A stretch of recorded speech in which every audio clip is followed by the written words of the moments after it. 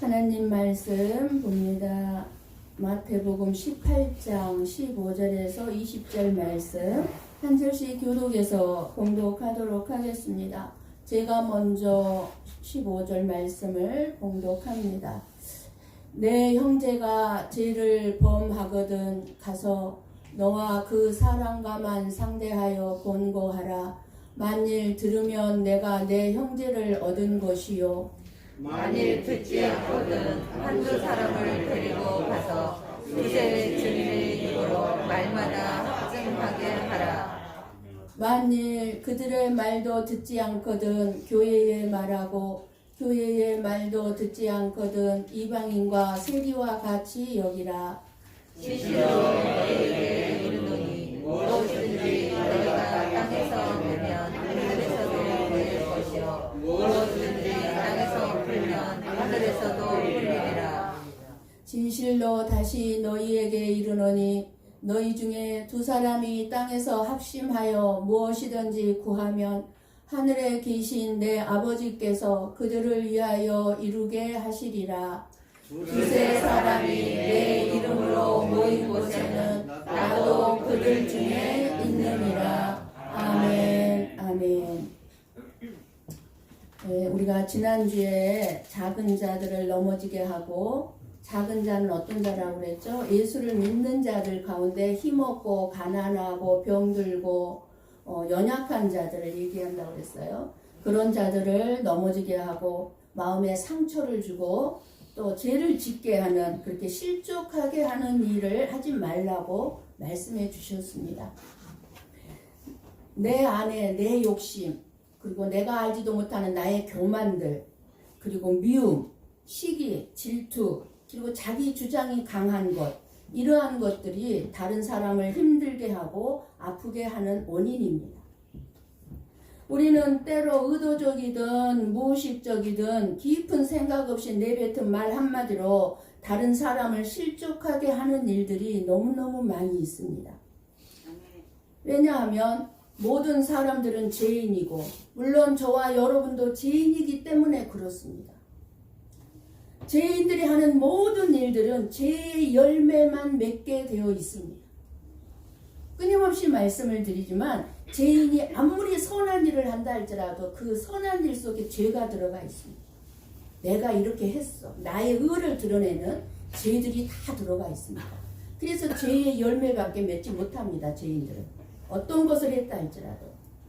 그러나 우리들은 내가 죄인인 줄 알아요. 저와 여러분은 끊임없이 하나님의 말씀을 들으면서 너는 죄인이야, 그리고 모든 사람이 죄인이야라는 말씀을 들었기 때문에 우리는 내가 죄인인 줄 알지만, 그러나 세상 사람들은 자신이 죄인인 줄 모릅니다. 무엇보다 안타까운 일은 사람들은 죄가 무엇이 죄인지도 모르고 죄를 죄로 인정하지도 않습니다. 하나님을 믿지 않는 것이 무서운 죄예요. 가장 용서받을 수 없는 죄는 하나님을 믿지 않는 죄가 무서운 죄입니다. 용서받지 못하니까. 그런데 그런 죄를 짓고 있으면서도 죄인지 모르니 이 십자가를 왜 믿어야 하는지 세상 사람들은 모르는 거예요. 자기는 죄인이 아니기 때문에. 그리고 죄가 무엇인지 모르기 때문에 십자가를 믿을 수가 없는 것입니다. 천국에서 누가 크냐라는 제자들의 질문을 통해서 작은 자 중에 하나라도 실족시키거나 잃어버리는 것은 아버지의 뜻이 아니다 라고 말씀으로 결론을 내리신 예수님께서 이어서 오늘 죄의 문제를 말씀해 주시고 계십니다. 15절 말씀을 보시면 같이 봅니다. 내 형제가 죄를 범하거든 가서 너와 그 사람과만 상대하여 권고하라. 만일 들으면 내가 내 형제를 얻은 것이요 라고 말씀합니다.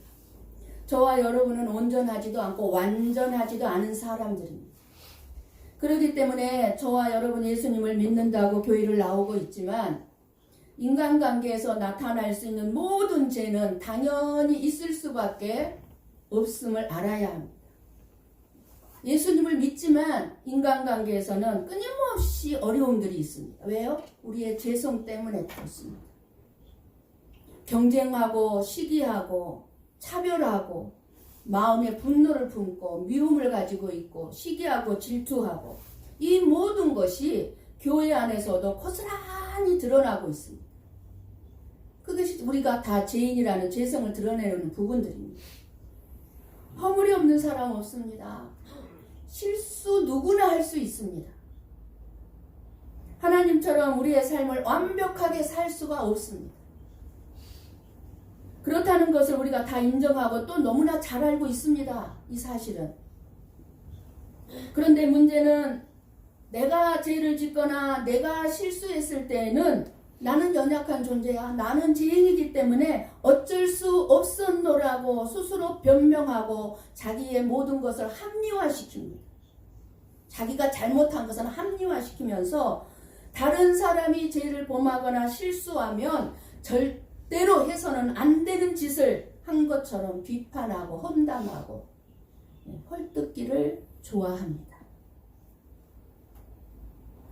그게 죄된 인간의 본성입니다. 저와 여러분은 어떻습니까? 만일 누군가가 죄를 짓든지 잘못하고 실수하고 허물이 보였을 때 가장 먼저 취하는 행동이 무엇입니까? 그 사람의 실수나 그 사람의 허물, 연약함, 죄 소문내지 않고 덮어주고 있습니까? 그 사람이 왜 그런 실수를 하고 그런 말을 했을까? 그런 잘못된 행동을 했을까? 왜 그런 죄에 빠졌을까? 왜 빠졌을까?를 생각하기보다는 내 마음이 품어주지 못하고 험담하고 소문을 내고 있지는 않습니까? 분명히 저 사람의 죄를 짓고 저 사람이 뭔가 저렇게 말을 할 때는 저 사람의 뒤에 저 사람의 마음속에 뭔가가 있을 텐데 그것 때문에 그 일이 무엇이길래 저렇게 말을 할까? 그 사람의 마음을 헤아려 봐야 되는데 그거는 헤아려 볼 생각도 안 하고 드러난 것, 드러난 실수 그런 것만을 바라보면서 어떻게 해요? 험담하고 지적하고 소문을 내는 거예요. 우리 레위기 19장 16절 말씀을 봅니다. 같이 봅니다. 너는 내 백성 중에 돌아다니며 사람을 비방하지 말며 내 이웃의 피를 흘려 이익을 도모하지 말라. 나는 여호와이니라. 아멘. 뭐라고 말씀합니까? 하나님의 백성으로 부르심을 받은 사람들은 너는 누구예요? 너는 하나님을 믿는 자들을 얘기합니다. 너는 교회 안에 속한 사람인 죄인인 허물과 실수가 보인다 하더라도 그것을 다른 사람에게 퍼뜨려서는 안 된다는 것입니다. 비방하지 말라는 것입니다. 그리고 다른 사람의 억울하게 해서 나의 이익을 도모하지 말라는 거예요. 나의 이익만을. 왜냐하면 험담하는 것은 험담하는 사람에게만 피해를 주는 것이 아니라 교회 전체에 피해를 주는 것입니다. 교회 전체를 어지럽게 하는 겁니다. 그리고 결국은 자기 자신에게도 피해를 주고 맙니다. 가장 큰 피해를 입는 사람은 누구겠습니까? 비방하고 험담하고 소문을 낸 사람이 가장 큰 손해를 보는 거예요. 어려움을 겪고 있는 수많은 교회들이 많습니다. 그 수많은 어려움을 겪고 있는 그 수많은 교회들 가운데 특징이 뭔 줄 아십니까? 왜 교회들이 어려움을 겪고 있는 줄 아십니까? 성도들 가운데 험담이 많다는 것입니다. 다른 사람에 대한 용납이 없이. 그러니까 교회가 시끄럽고 어려운 거예요. 15절 말씀에 오늘 본문 좀 열어주세요.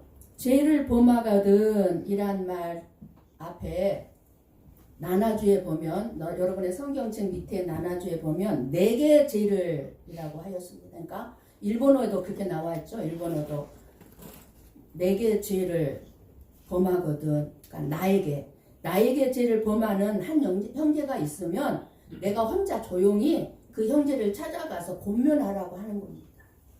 그런데 그 사람이 도무지 내 말을 듣지 않습니다. 그러면은 한두 사람을 데리고 가서 권면하라고 합니다. 그런데 죄를 범하는 형제가 자기의 뜻을 굽히지 않고 자기의 잘못을 인정하지 않고 회개할 생각이 없는 것을 확인을 하면 교회에 말하고 교회의 말도 듣지 아니하면 이방인과 세리같이 여기라고 말씀합니다. 그렇다면 교회 안에서 예수님이 말씀하신 대로 하면, 지금 예수님이 이렇게 너희들 이렇게 하라라고 말씀하셨잖아요. 이렇게 하면 죄를 지은 형제가 권면을 받아들이고 회개하고 돌아올까요? 물론 두 가지로 나누어질 것입니다. 인정하고 받아들이고 회개하는 사람과 그렇지 않은 사람으로 나누어질 거예요. 그런데 문제는 우리가 자신의 죄를 인정한다는 것이 쉽지 않다는 것입니다. 나도 내 죄를 알고 있는데 상대방이 와서 나에게 내 죄를 지적하면 인정하고 싶지 않아요. 그러니까 받아들일 마음의 자세가 없는 사람에게 권면하면 뱀을 밟는 것과 똑같은 짓이 되고 맙니다. 여러분, 뱀을 밟으면 어떻게 돼요? 고개를 팍 쳐들고 발목을 물어버리고 말죠. 오히려 나를 물어버린단 말입니다.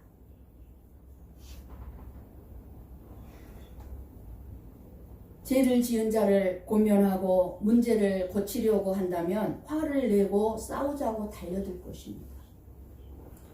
교회가 성보교회 뿐인 줄 아십니까? 다른 교회 가면 되잖아요. 교회가 하나뿐이 없습니까? 한국인 교회만 해도 10몇 군데가 되는데 다른 데로 옮기면 돼요. 내가 그랬다고, 내가 그런 잘못을 했다고 누가 얘기했습니까? 누가 고자질했습니까? 이렇게 나올 확률도 많습니다. 한 사람을 권면하고 교회에서 치리한다는 것이 결코 쉬운 일이 아닙니다. 그렇기 때문에 교회 안에서 치리하는 일이 사라지고 말았습니다. 어렵기 때문에. 혼자만 찾아가서 권면하는 것은 그 사람을 실족시키지 않으려고 하나님께서 그렇게 말씀하신 것이고, 죄 지은 형제를 보호하기 위해서 이렇게 처음에 그렇게 가서 해라 이렇게 말씀하시는 거예요. 그런데 조용히 그 문제를 해결하려고 했는데 그 사람이 자기의 죄를 모르고 받아들이지 아니하니까 문제가 커지는 겁니다.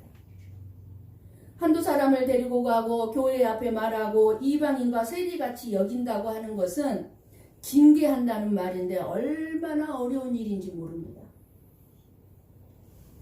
하나님 앞에서는 다 같은 죄인이면서 우리가 뭐라고, 그리고 내가 뭐라고, 목사가 뭐라고 누구를 권면한단 말입니까? 같은 죄인입니다. 죄 지은 사람을 위하여 권면하는 말씀을 그 사람이 귀하게 여기고 받아들이면 얼마나 좋겠습니까? 좋겠지만 오히려 기분 나쁘게 여기고 받아들이지 않으면 하지 않은 것만 못하다 그 말입니다. 오늘 예수님이 말씀한 방법으로 했을 때, 오늘 말씀한 뜻대로 말씀대로 했을 때 우리들의 죄성으로 인해서 자기의 죄를 인정하고 권면을 받아들이지 않을 확률이 훨씬 높습니다. 받아들이는 사람보다 훨씬. 정말 신앙이 좋고 인격이 훌륭한 사람은 10% 안에서 다 무조건 받아들일 거예요. 근데 상식과 지식적으로 받아들이는 사람도 있겠지만 진짜 마음에 통하는 마음으로 고맙고 감사한 마음으로 받아들일 수 있는 자는 10%도 안 된다는 것입니다. 10%.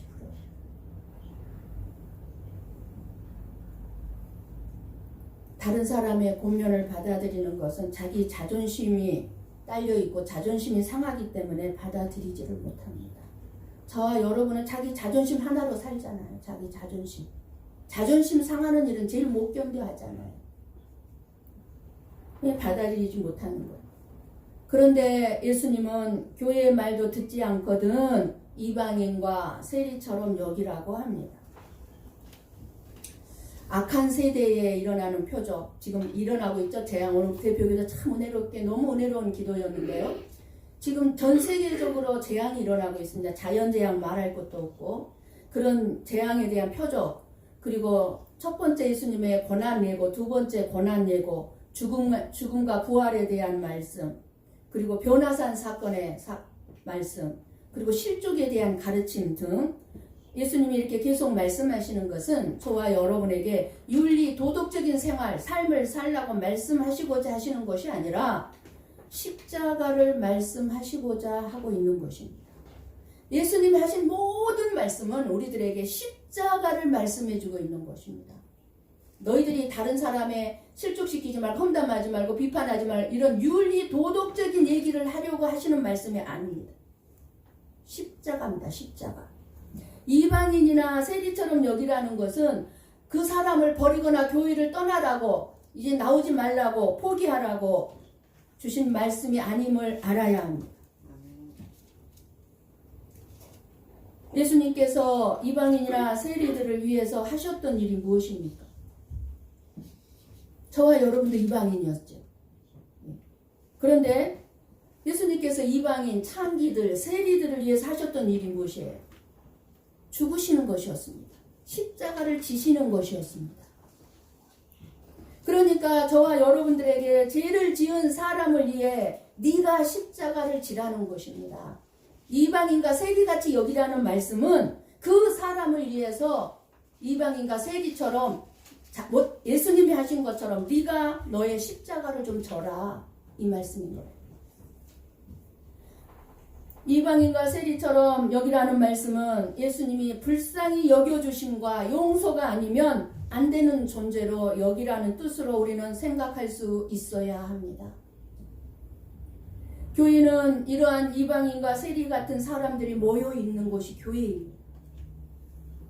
그래서 교회 안에는 항상 문제가 사라지지 않습니다. 항상 문제가 있어요. 왜요? 내가 문제 있는 사람이기 때문에 다 문제로 보이는 거예요. 그런데 내가 문제가 없으면 교회에 와도 문제가 보이질 않아요. 근데 내가 문제가 많은 사람이기 때문에 교회를 나오면은 교회 안에 모든 것이 문제로 보이는 거예요.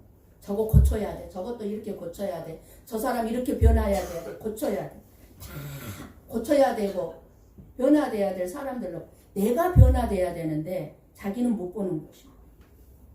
그래서 겉으로 보기에는 문제가 없어 보이는 가정, 교회, 회사, 사람이 사는 공동체는 다 갈등이 있고 문제들이 있다는 사실을 우리는 알아야 합니다.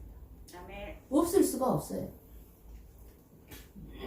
뭐 때도 뭐가 문제? 여러분들이 직장생활 하시는 분들은 알 거예요. 일이 힘들어서 직장생활이 힘든 게 아니에요. 뭐가 힘들어요? 인간관계가 힘든 거예요. 회사 직원들 간의 인간관계가 힘든 거예요. 그러니까 직장생활이 힘든 거예요. 그렇기 때문에 우리들의 신앙생활이 매일매일 십자가를 지는 싸움을 할 수밖에 없다는 것입니다. 매일매일 십자가를 지는 건 뭐예요? 내가 죽는 거예요. 내가 죽어야 되는 거예요. 내가. 그래야 문제가 안 되는 거예요. 내가 살아있으니까 끊임없이 문제가 되는 거예요. 우리들이 십자가 지기를 포기했을 때 절대로 우리는 잃은 영혼을 찾을 수도 없고 문제를 해결할 수도 없습니다. 오히려 내가 문제를 일으키는 당사자가 될 것입니다. 그래서 전 교인들을 향하여서 어떤 원칙을 제시하고 권면할 때에 이것이 성령님의 감동으로 나에게 주시는 말씀이라고 깨닫고 우리는 끊임없이 말씀을 듣고 회개하여야 합니다. 목사가 권면하기 전에 목사의 입술을 통해서 증거되는 하나님의 말씀을 들으시고 그 말씀을 나에게 주시는 말씀으로 받아들이셔서 깨닫고 회개해야만이 복된 자인 줄 믿습니다. 진실한 사랑은요, 자기 자신을 변화시켜 나가는 것이지 다른 사람을 버리거나 탓하지 아니합니다. 여러분이 설교를 들으시면서 나를 때리는 말이라고 받아들이시면 절대로 안 됩니다. 그 말씀은 누구가 들었으면 좋겠다고 생각하는 것도 옳지 않습니다. 반드시 내가 들어야만 되는 말씀이 받아들여야 합니다. 우리는 한 형제를 잃지 않기 위하여 기도하고 어떤 누구를 망신스럽게 하거나 질책하기 위한 것이 아니라 그 형제를 나의 참 형제로 얻기 위해서 노력하고 그리고 애써야 한다는 것입니다. 우리 모두가 서로서로 이방인과 세리처럼 여겨야 한다는 것입니다. 너도 세리 이방인, 나도 세리 이방인. 예수님은 이렇게 이방인과 세리 같은 저와 여러분을 결코 포기하지 아니하시고 죄로부터 건져내셨습니다.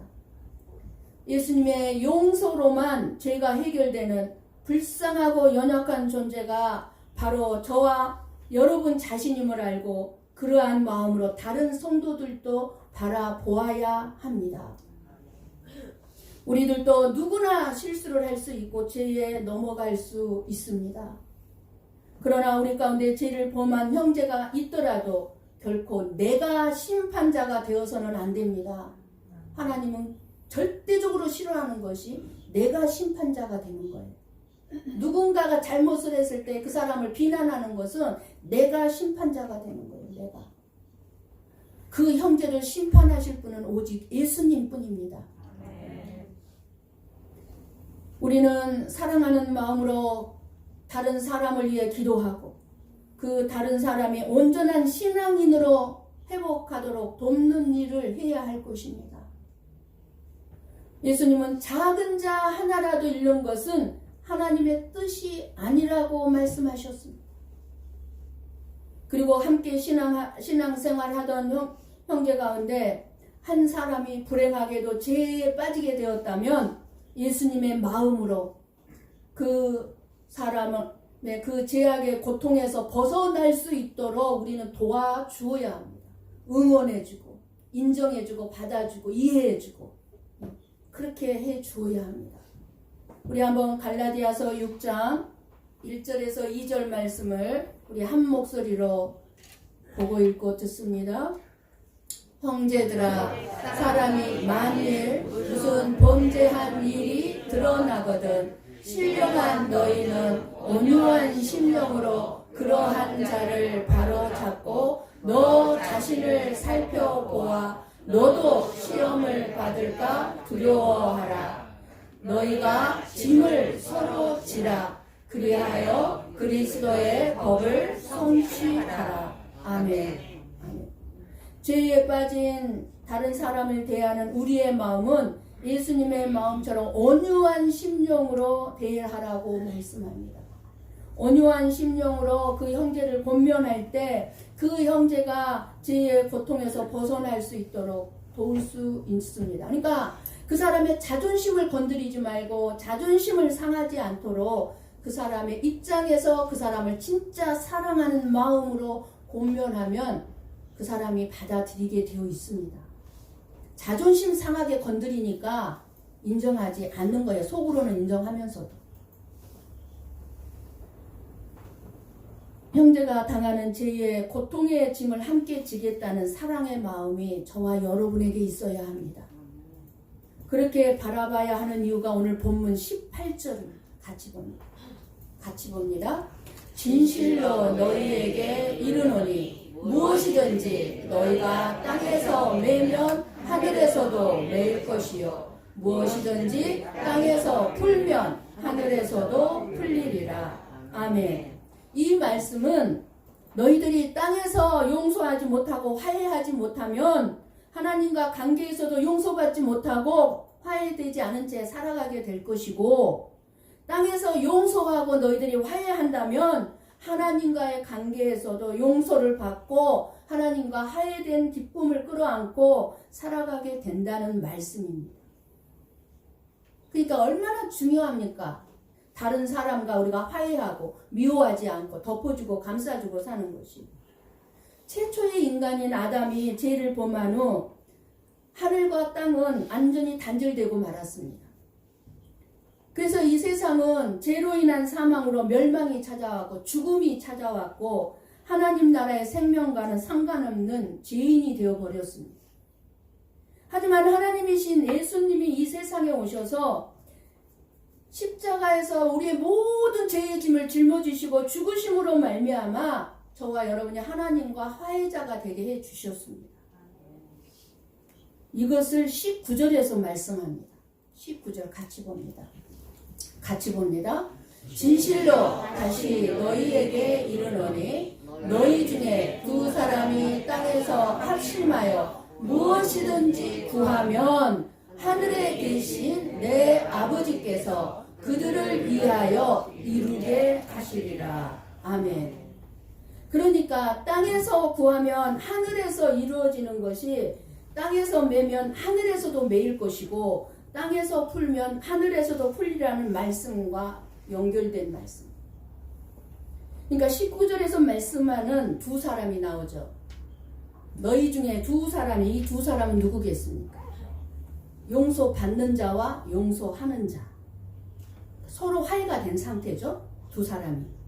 용서받고 용서한 자가 서로 용서받고 용서받는 그 화해의 모습으로 손을 잡고 기도하면, 그러니까 여러분이 잘 알아요. 어떤 뭐 두 사람이 기도했니까 하나님께서 뭐 하늘에서 풀어준다, 이거 아니에요. 용서받을 사람과 용서하는 자가 두 사람이 손을 잡고 기도하면 하나님께서 그들의 드리는 기도를 듣고 모든 기도를 다 들어주신다는 말씀입니다.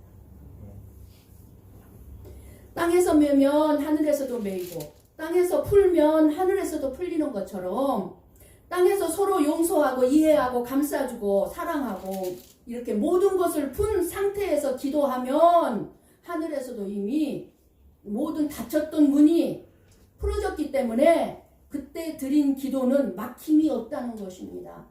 다 들어주신다는 것입니다. 그러니까 여러분의 기도, 저의 기도가 응답이, 정말 절실한 기도들이 응답이 빨리 안 온다. 그러면은 우리의 기도를 막히는 부분이 있다는 것입니다.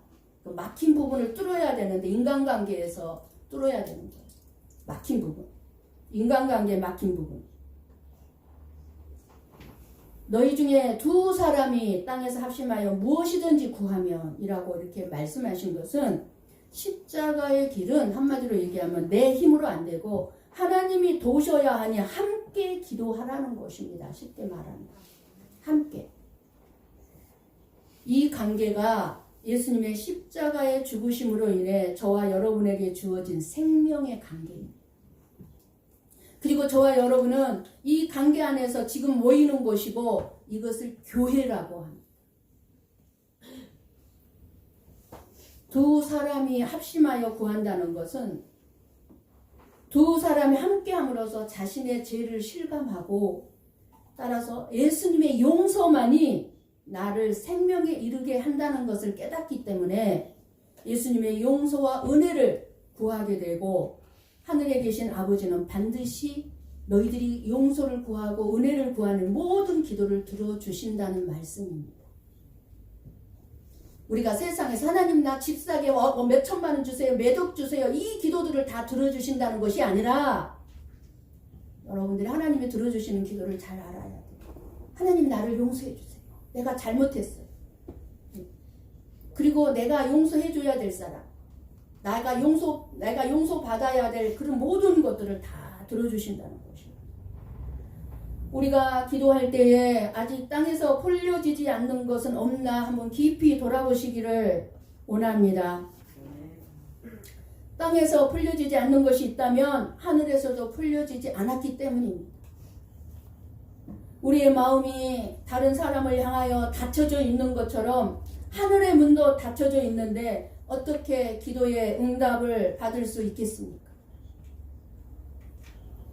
인간관계에서 서로 이해하고 사랑하고 용서하지 못하고 미워하고 꼬이고 얽힌 것들을 풀어야 합니다. 그래야 온전한 신앙생활을 할 수 있고 기도의 응답을 받을 수 있습니다. 그리고 신앙생활이 즐겁습니다. 왜 신앙생활이 즐겁지 않습니까? 교회 안에 내가 미워하는 사람이 있기 때문에 즐겁지가 않는 거예요. 우리가 서로를 이방인과 세리처럼 여길 때 서로 용서가 가능합니다. 내가 조금 손해보고 내가 조금 어리석은 소리를 듣고 바보 같은 소리를 듣는다 할지라도 내가 먼저 십자가를 지고 용서의 손을 내밀고 화해하는 삶을 살라고 오늘 우리 주님께서는 저와 여러분에게 말씀하고 있습니다. 교회가 합심하여 기도할 것이 바로 이것입니다. 서로를 이방인과 세리처럼 여기면서 예수님의 용서가 아니면 안 되는 불쌍한 존재로 여기면서 너도 예수님의 용서가 없으면 안 돼. 나도 마찬가지야. 예. 그렇게 서로 예수님의 용서로 기뻐하게 해달라는 기도가 있어야 합니다. 이것이 예수님의 이름으로 모이는 교회이고 예수님은 반드시 그들 가운데 함께 하신다고 하시는 것입니다. 그들 가운데. 하나님께서도 절대로 못하시는 것이 있는데 그것은 거짓말입니다. 우리는 거짓말을 밥 먹듯이 하고 있지만 하나님은 거짓말을 못하시는 분이십니다. 히브리서 6장 18절을 봅니다. 같이 봅니다. 이는 하나님이 거짓말을 하실 수 없는 이 두 가지 변하지 못할 사실로 말미암아 앞에 있는 소망을 얻으려고 피난처를 찾은 우리에게 큰 안위를 받게 하려 하시니라. 하나님은 거짓말을 못하시고 말씀하신 대로 반드시 이루시기 때문에 우리가 땅에서 서로 풀지 않는다면 하나님께서도 푸실 수 없다고 하시는 것. 마태복음 5장 23절 24절을 봅니다. 같이 봅니다. 그러므로 예물을 제단에 드리려다가 거기서 내 형제에게 원망 들을 만한 일이 있는 것이 생각나거든 예물을 제단 앞에 두고 먼저 가서 형제와 화목하고 그 후에 와서 예물을 드리라. 아멘. 저와 여러분의 현실은 어떻습니까? 너무도 맺힌 것이 많이 있질 않습니까? 마음속에. 부부 사이에 맺힌 것 있지 않습니까? 풀어야 될 것 있지 않습니까? 부모 자식 사이에 맺힌 거 있죠. 형제 사이에, 친구 사이에, 성도들 사이에 맺힌 것 많이 있을 것입니다. 누구 한 사람과라도 맺힌 것이 있다면 하나님께서는 그 기도를 응답하시지 못해 지금 안타까워하고 계실 것입니다. 사랑하는 성도 여러분, 우리 예수님은 약속하셨습니다. 두세 사람이 내 이름으로 모인 곳에는 나도 거기 함께 있겠노라. 그러나 입술로는 주여 주여 하면서 실제적으로는 믿음도 없고 행함도 없고 사랑도 없고 오직 자기의 의만 드러내려는 그런 모임에는 하나님께서 함께 하실 수 없어서 너무너무 안타까워 하실 것입니다. 아직 풀지 못한 사람들이 있으면 오늘 중 풀어버리시기 바랍니다. 십자가를 지는 삶을 통해서 생명도 얻으시고 사람도 얻으시고 축복도 누리시기를 바랍니다. 사람도 없고 축복도 없고 기도 응답도 받고. 그래서 예수님의 마음으로 하나가 되어 예수님의 이름으로 합심하여 기도할 때마다 크고 비밀한 것으로 응답을 받으시고 우리의 작은 자의 삶의 모습들 속에서 서로 용서하고 화해하는 삶을 살아가심으로 하나님의 자녀들이라 일컬음을 받는 축복을 누릴 뿐만 아니라 자녀들에게 약속하신 거짓말을 못하시는 하나님이 주시는 그 모든 축복을 더불어 누리시기를, 그래서 복된 삶이 되시기를 주님의 이름으로 간절히 축원합니다. 기도하겠습니다.